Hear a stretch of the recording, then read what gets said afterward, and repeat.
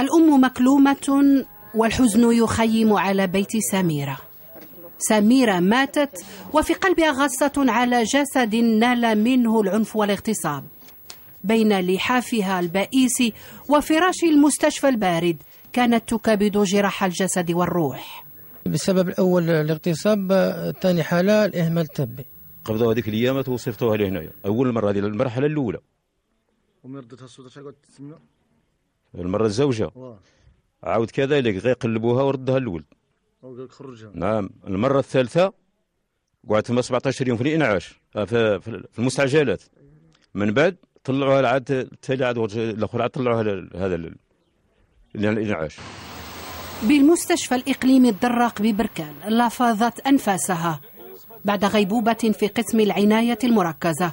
المجتمع المدني مستاء ويدعي الإهمال سببا للوفاة. سميرة جات في 12 شهر 8 في واحد الوضعية سيئة جدا، لأنها تعرضت للاغتصاب وأيضا تعرضت للتعنيف، فإذا بها تواجه مرة أخرى باغتصاب حقها في العناية والرعاية الصحية، بحيث أن التصريحات اللي أعطوه بعض المسؤولين بهذا المستشفى أنهم ما طلعوش أو ما قاموش بفحص تام وشامل للجسد ديالها، مما ما خلاهمش يكتشفوا واحد الضربة اللي كانت غائرة في الجسد ديالها واللي كانت تمس العمود الفقري في منطقة حساسة. احنا من جيناها لقيناها في غيبوبه مرميه تما في المستعجلات. من بعدها عاد جات الجمعيه وقامت بالاتصالات الجهات المختصه ديال هنا في المستشفى، عادوا داوها الانعاش.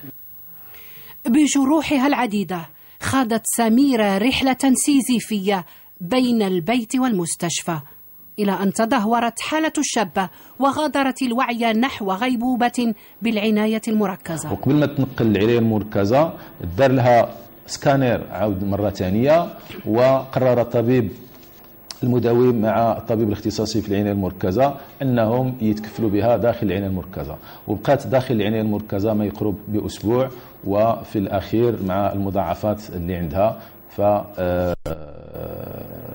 توفت المرحومة.